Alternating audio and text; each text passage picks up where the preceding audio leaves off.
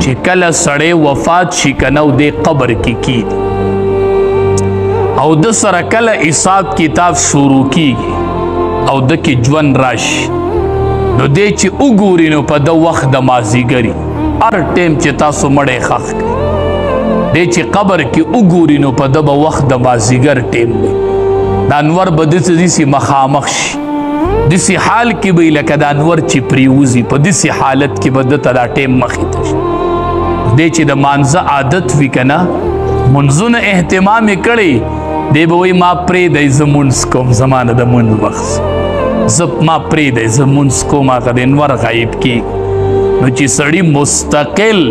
د مازدیګر مونځ په کرکټ کې پرېښودی ده ته پته لګي چې دا زما پرېږدئ زه د مازدیګر مونځ کوم ته پته شته نه د مازدیګر مونځ په ژوند کې کړی نه نو څه به وایي چې ما پرېږدئ زه مونځ کوم دی چې وګوري نو دی به وایي ما پرېږدئ زه مونځ کوم هغه د نور رانه غایب کېږي نور رانه غایب کېږي علما وایي چې په ده به ولې وخت د مازدیګر وي لکه د مازدیګر دا وخت ده ته ولې مخې ته شي علما وایي دې وجه دا ده که نه چې کله مسافر سړی په لاره روان یو سفر کوي نو چې دی وګوري چې دا انور د پریوتو شي دا وخت د مازدیګر شي نو د سره اړه کې یره پیدا شي مسافر ډېر پریشان شي یره وایي شپه به کم ځای ته شپه را روانه ده شپه به کم ځای ته مسافر ته دا ټیم ډېر ګران پریوزي چې ماښام شي نو دم یو سفر کړی دی د یو عالم نه بل نوي عالم ته تللی دی نوی خلق دی نوی ځای دی حقه د مازدیګر ټیم پې راغی چې څه به اوس کېږي نو دنیا کې چې په سړي د مازدیګر ټیم راشي او مسافر یو د شپې ځای نه نو څه حالي نو قبر کې یو نوی مخلوق دی او نوی ځای دی او په د وخت د مازدیګر راغی چې د ده به اوس څه حالي دی نو ځکه ورته الله دا وخت د مازدیګر راغی بس سمدستی ولا فرشتې راشي احادیث مبارکو کې راځي چې دا رشتہ دار ته واپس کیږي نو فرشتې ورته راغلي ستا راوپس کېدل دی او فرشتې راتلې ستا راوپس کېدل دی او فرشتې راتلې ډېر د یارې منظر دی ډېر د یارې منظر الله دې زموږ حفاظت وکړي بس الله دې موږ ته آسان کړي نبی کریم صلی الله علیه وسلم یو صحابي دفن کو سعد رضی اللہ تعالی عنہ صحابہ توی تسبیح ہوئے سبحان اللہ ہوئے بے ورتوی اللہ اکبر ہوئے صحابہ ورتی دا اللہ حبیب ناشنا کار دینن وینا ان چی دے سنگ قبر کے کی خود او تاسوی قبر برابر کو نوی پا دا قبر راتم ما ذکر ہوئی چی سبحان اللہ ہوئے تکبیر ہوئے اللہ اکبر ہوئے پا دا قبر راتم او دا اغا صحابی دے سعد رضی اللہ تعالی عنہ چی دے وفات شو او ویا زر ملائک دد جنازی لراو او ویا زر ملائک دد پا جنازہ کی شرکت کرے چی دد جنازہ کی دلا او ویا زر ملائک راغلی و دد پا جنازہ کی ولا بیام قبر راتم شو نبی علیہ السلام سبحان اللہ ہوئے تکبیر ہوئے نو علماء وی چې دا قبر را تنګېدل یو ځل شته دا به یو ځل را تنګېږي بس خو بیا بعضې علما وی په نیکانو باندې الله د شفقت دپاره را تنګي او په بدانو الله د عذاب دپاره خو د قبر به یو ځل را تنګېږي چې دومره تنګ ځای شي او دومره را تنګ شي نو دا پختی به یو بل کې داسې نه نوځي داسې تنګ ځای دی وقت د مازدیګر به یو ملائک پر راغلي او حساب به کوي او ناشنا مخلوق دا داسې د وحشت منظر دی قبر ډېر سخت منظر دی الله دې زموږ د ټولو د عذاب قبر نه حفاظت کړي نبی علیه السلام چې به مړی ښخ کړو دعا به وکړله وی یا الله دې ثابت قدمه کړي ثابت قدمه کړي دنه به اوس تپوسونه کېږي ملائک پر راغلي یا الله دې ثابت قدمه کړي ډېرې تپوسونو کې ټینګ کړي الله ته استقامت نصیب کړي تا چېرته رور باره کې دا فکر کړی چې ښخې کې یا الله ثابت قدمه کړي نن به اوس سوالات کېږي او زما پکې هېڅ وس نه رسي د هېچا وس هم نه رسي اول تپوس پکې من ربک رب دې څوک عبادت به دې د چا کوو عبادت به دې د چا کوو دی به وایي عبادت خو به مې د رب کوو د خپل رب ودی شکر دی چې خدای مسلمانان پیدا کړي او غیر الله تم سجده نه ده کوي او د الله نه علاوه تندې چاته نه دی ټیټ کړی ان شاء الله دې تپوس کې به کامیاب ان شاء الله خو دویم او دریم تپوس کې به لګن خلون الله دې مونږ آزاد کړي بس دویم تپوس پکې ما دینو که دین دې سو هو ته په کوم دین باندې وي دین درته خپل معلوم دی نه چې دی وایي چې دین زما اسلام ای بچی وجود ته دی وګوره په اسلام برابر دی وګوره وجود وګوره ته برابر دی نو چې ته ځان ته وګورې نو ستا وجود به برابري چې په ګیره کې تا ډیزن کړی که نه او ته ځان ته وګورې چې ما دین که دین دې سو یا خدایا څه جواب به خدای له ورکوو په دغه ځای کې به جواب څه ورکوو چې د دین باره کې تپوس وشي او موږ په ګیره کې ډیزن کړی وایي به چې دا د چا دین و هم ته ځان ته وګوره دا دین د چا و دا ته په کوم دین وي دا تا ته کم شریعت ښودلی و دا د کم پیغمبر سنت و ته وګوره ځان ته برابر یې په کم دین باندې مړ وې په کم دین به پاسې نو دا کم دین دی چې مونږ ګیره کې ډیزن وکړو د 1,24,000 پیغمبرانو سنت دی او مونږ پکې مذاق اړو کو چې دې قبر کې تپوسو کې چې ما دینو که دین دې سو شکل و صورت برابر دی په دین نن مونږ ټولې د اغیارو طریقې راغستې دي او د نبی کریم صلی الله علیه وسلم ښکلي سنت هم پرېښودي بل تپوس وکئ ماذا تقول فی حق هذا الرجل دې سړي باره کې څه وایي نبی کریم صلی الله علیه وسلم به ورته وایي د باره کې څه وایي ته به ووایي چې دا زما پیغمبر دی چې ګیره په مخ نه وبه وایي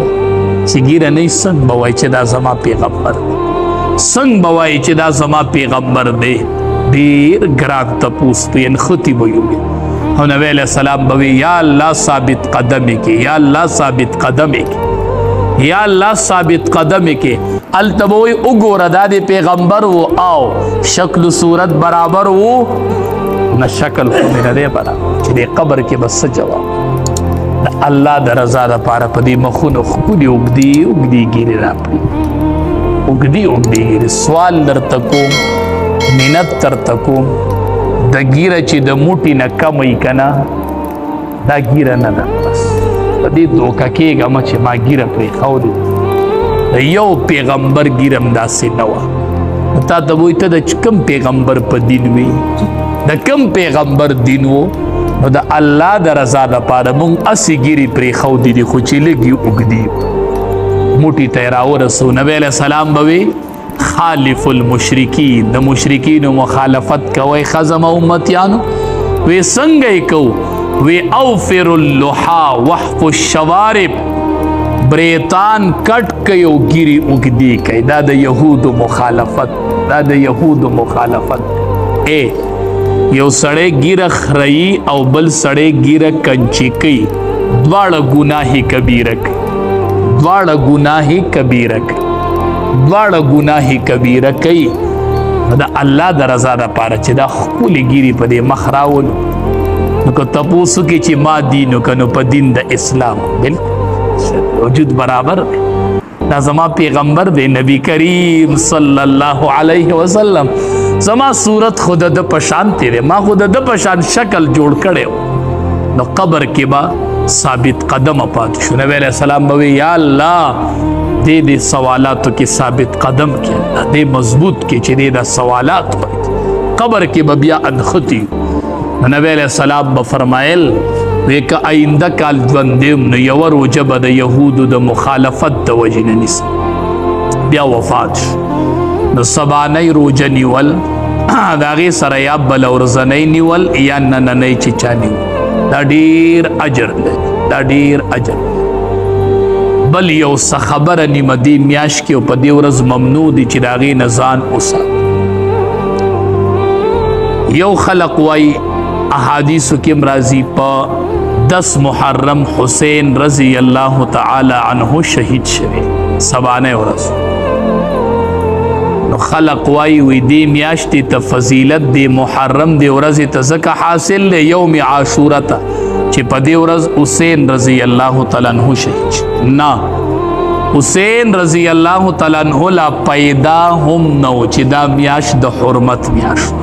او د دې ورځې روزه به امام الانبیاء نیولا چې دا خبره ذهن کې چې دا د حسین رضی الله تعالی عنہ فضیلت شو چې هغه په دې ورځ شهید شوی په دې ورځ شهید شو نو دې میاشت حسین رضی الله تعالی عنہ فضیلت دا دی چې دی په یوم عاشوره باندې شهید شو دا د فضیلت ته نو د وجه نه دی میاشتې ته فضیلت نه دی حاصل نو یو چې دا فضیلت د مخکې بله خبره ده چې دې ورځ باندې ماتمونه کول ځان په سپېړو وخل ګریوانونه شلول دا د شریعت خلاف دی حسین رضی الله تعالی عنہ په غم کې تدا کوي دا به د هیچا په غم هم نه کوي د چا په غم به ماتم نه کوي بس نو مونږ سبانه ورځ د حسین رضی الله تعالی عنہ د شهادت نبی وی مونږ د هغه باندې غمجن یو نو ماتم پې کوو که نه نو هغه خپله د وفات نه یو څو ورځې مخکې خپله خور کېنوله زینب رضی الله تعالی عنها دی خور وی زه به شهید کېږم زه به وفات کېږم خو یاد ساتئ ګریوانونه به نشلوئ مخ په سپېړو دا خو هغه په خپله ویلي چې داسې به نه کوئ او ته وایې دا د هغه د وفات ورځ د زه یې کومه نو هغه خپله لور خور کېنوله چې ګورئ داسې به نه کوئ زه به شهید کېږم خو ګورئ داسې به نه کوئ داسې به نه کوئ ګریوانونه به نشلوئ مخ په سپېړو نه وخئ ماتمې به نه جوړوئ داسې به نه کوئ زه به وفات کېږم شهید کېږم به خو داسې به نه کوئ داسې به نه کوئ نو د امام الانبیاء نوسه حسین رضی الله تعالی عنہ په دې ورځ باندې شهید شو بل احادیث مبارکو کې راځي چې په دې ورځ باندې سبانه ورځ په دې چې څوک په دې ورځ په خپل اهل او عیال باندې لږ فراخي وکړي د نور ورځو په نسبت ولا خوراک لږ ډېر پروګرام ورلو کې اضافي خوراک پیول احادیث مبارکو کې راځي الله به کور کې ډیر خیرونه او برکتونه ورواچي روح کال به کور کې خیرونه او برکت اگر چې د دې حدیث سند بارکه ضعف موجود دی خو اکثر محدثین وایي چې دا حدیث مقبول نو چې په دغه ورځ سبانه ورځ باندې لږه فراخي وکړل شي په خپل اهل او عیال او زه به درته دا ووایم چې ما په خپله تجربه کړې ده خپله مې په یو کال نیم اوشو چې عمل کړی دی او په دې سترګو مې هغه هر څه لیدلي دي بس په لنډو خبره ده بس حدیث وي د امام الانبیاء خبره وي دا د کمال نه ډکه وي ښه نو په خپل اهل و عیال باندې به فراخي دا به لازم هم نه ګڼو فرض به هم نه ګڼو واجب به هم نه ګڼو چا وکجو ثواب دی دسی به نه وایي چا ونه کو جو ګناهګار دی او دا خو غټ بد عمل وکړو نه دسی عقیده به نه ساتي او چې عمل پې چا وکړو الله به ډېر خیرونه او برکتونه ورکړي بس په خپله به یې وینئ وکئ پې عمل لکه زمونږ روژه نو د دې ماشومانو خو روژه نه وي که نه په دې باندې وکئ په دې ورځ فراخي پې وکئ او ماښام بیا وکئ انشاءالله چې ډېر خیرونه او برکتونه به وي چې په دې ورځ سړی په خپل اهل او عیال باندې فراخي بله خبره په دې ورځ باندې مخصوص خوراک نشته چې یا شربت یا سوجي پخول نه د خپل وس مناسب فراخي کول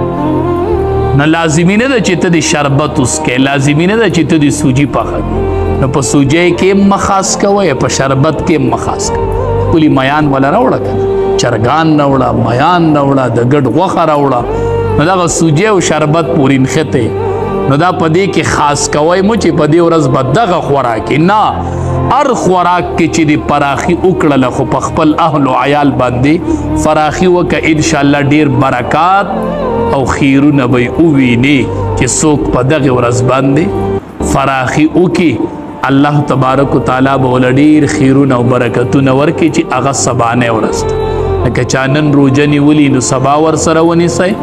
که نن یې نه نیولې نو یو سبانۍ ونیسئ او یو ورسره بله ورځنۍ ونیسو. نبی علیه السلام وایي زه امید ساتم چې الله به پې د یو کال تیر شوي ګناه الله معاف. رب العالمین دې دا